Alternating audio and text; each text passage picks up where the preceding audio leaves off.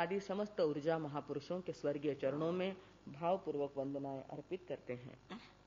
वर्तमान आचार्य श्रमण संघ नायक, ध्यान योगी, तरुण तपस्वी पूज्य शिव मुनि जी महाराज साहब, वाणी भूषण, संस्कार भारती, परम पूज्य प्रीति सुधा जी महाराज साहब, अत्र विराजिता सरल स्वभावी अरुण प्रभा जी महाराज साहब आदि बड़ों के चरणों में सविनय वंदनाएं अर्पित करते हुए अन्य सहयोगी, सेवाभावी, संयमी साधी मंडल, उपस्थित धर्म प्रेमी, धर्म जिज्ञासु, भाग्यवान भाइयों एवं सुशील पुण्यवान बहनों, आश्रम के अंदर गुरुकुल चल रहा था।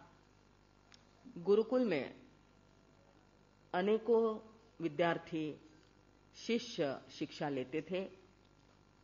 उसमें एक शिष्य के मन में हमेशा कुछ न कुछ जिज्ञासाएं, शंकाएं उभरा करती। एक बार उसने कहा कि महाराज, गुरुदेव, मैं भी आत्मस्थ होना चाहता हूं। आत्मा की बात मुझे भी अच्छी लगती है। रोज आपके दर्शन करता हूं, चरण स्पर्श करता हूं। मुझे ऐसा लगता है कि मुझे भी आपके जैसा ज्ञान, आपके जैसी आत्मानुभूति हो जाए तो मेरा भी यहां पर रहना सार्थक हो जाए। कैसे करूं मैं? और अगर मुझे आत्मा के दर्शन भी करना हो तो किस प्रकार का मार्गदर्शन मैं लूं ताकि मैं मेरी आत्मा के जल्दी से जल्दी दर्शन कर सकूं। गुरुजी थके हुए थे। उन्होंने कहा कि देखो बेटा, अभी अभी तो मैंने प्रवचन दिया, थका हुआ हूं, थोड़ा सा कुछ खा पी लूं, कम से कम दूध ले लूं और फिर तुम्हारे सवाल का जवाब दूं। जाओ अपने पीछे के बाड़े में से गाय का दूध लेके आओ, मैं दूध पीना चाहता हूं। विनयी विद्यार्थी दौड़ता हुआ गया। उम्र छोटी थी। जाके लुटिया में, एक लोटे में, तांबे के लुटिया में असल गाय का धारोष्ण दूध लेकर के आया और गुरुजी के हाथ में थमाया कि लीजिए, पीजिए आप, मैं आपके लिए सेवा में तत्पर हूं। गुरुजी ने वो दूध का लोटा हाथ में लिया। हाथ में लेकर उसमें देखते रहे, देखते रहे, देखते रहे। 5 मिनट, 10 मिनट, 15 मिनट हो गए। गुरुजी क्या कर रहे? उसमें देखते ही जा रहे। इसको आश्चर्य हो गया कि दूध पीने के लिए मंगाया, दूध मैं लेकर के आया और गुरुजी मात्र उसमें देखते ही जा रहे हैं। आखिर उसने पूछ ही लिया, 15-20 मिनट भी हो गए तो आखिर उसने पूछ लिया कि गुरुजी ये क्या कर रहे हैं आप? आपको दूध पीना था, आपने दूध मंगवाया था, मैंने दूध लाया था, आप पीने की बजाय उसमें क्या कर रहे हैं? देखते ही जा रहे, बात क्या है? तब गुरुजी ने कहा कि बेटा, मैं इसमें घी देख रहा हूं। क्या कर रहा हूं? इस दूध के अंदर मैं क्या कर रहा हूं? घी ढूंढ रहा हूं कि कहीं मुझे घी मिल जाए। एकदम से बच्चे के चेहरे पर हंसी आ गई, उपहासात्मक, कि महाराज कैसी बात करते हैं, गुरुदेव आप कैसी बात करते हैं, इसमें अभी थोड़े घी निकलेगा। क्या जवाब दिया उसने? इस दूध के अंदर अभी ही थोड़े घी मिल जाएगा। दूध में से घी निकलता है ये बात सही है, पर वो अभी थोड़े ही निकल जाएगी। तब गुरुदेव ने कहा कि बेटा बताओ फिर क्या करना पड़ेगा।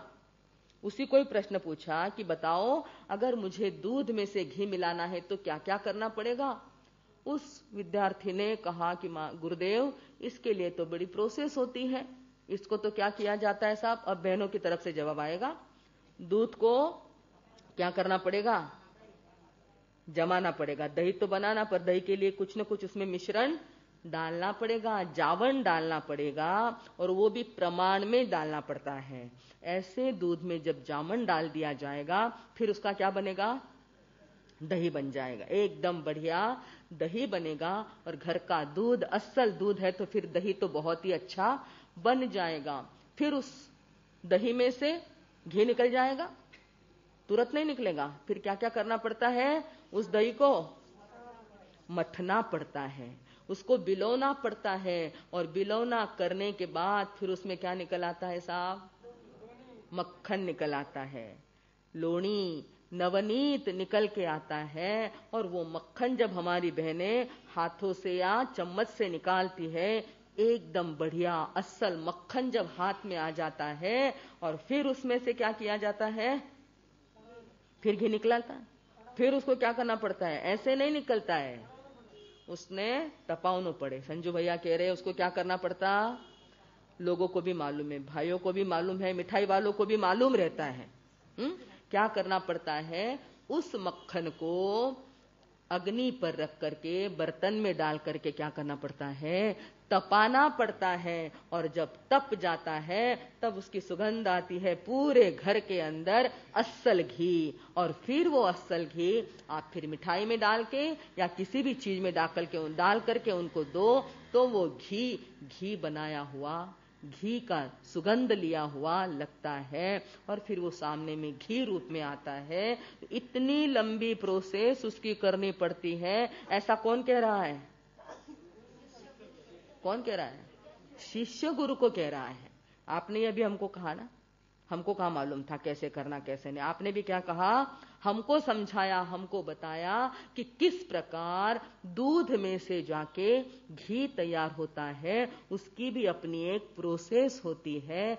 जब शिष्य ने गुरु को समझाया कि ओहो ऐसा जब बनता है तब कहीं जाकर वो घी होता है, तब गुरु ने कहा कि वाह बेटा कितना सुंदर तुम्हें मुझे समझाया, कितनी सुंदर बात उस प्रोसेस की बताई कि घी को पाने के लिए मात्र दूध में नहीं झांका जाता, तो दूध के साथ साथ इतनी प्रक्रिया करनी पड़ती है। तो बेटा एक सामान्य दूध की बात को इतना प्रक्रियाओं से गुजरना पड़ता है, तो आत्मा के दर्शन तुम्हें करना है, आत्मानुभूति करना है और आत्मा का साक्षात्कार सम्यक दर्शन तुम्हें करना है, तो तुम्हें भी क्या करना पड़ेगा, प्रक्रिया से गुजरना होगा।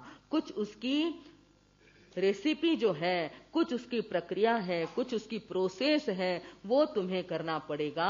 तब कहीं जा करके वो प्रोसेस करते करते करते एक दिन ऐसा आएगा कि आत्मा रूपी मक्खन हमारे हाथ में आएगा।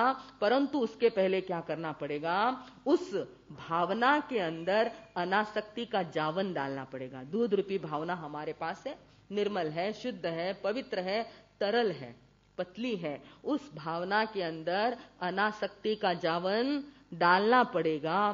फिर उसमें क्या हो जाएगा, स्थित प्रज्ञता से जम जाएगा।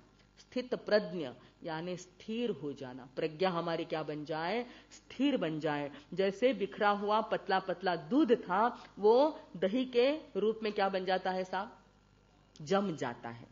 दही के रूप में क्या होता है, बिखरता नहीं, जम जाता। इस प्रकार अपने को भी, अपनी बुद्धि को क्या करना पड़ेगा, जमाना पड़ेगा। अभी अपनी बुद्धि क्या हो गई है, कैसी बताइए, आप ही बता दीजिए कैसी है, जिसकी भी स्थित प्रज्ञ हो वो भी बता दे कैसी है बुद्धि, बताइए कितनी बिखरी है, थोड़ी है, कितनी ज्यादा, कहां की कहां बुद्धि काम पे जाती है, कहां से कहां भटकती रहती है। यानी बुद्धि हमारी सारी कैसी हो गई है, बिखर गई है। और तो और उसमें जैसे दूध और असल भी तो नहीं है, दूध में पानी डाला हुआ हो तो और ज्यादा बिखरता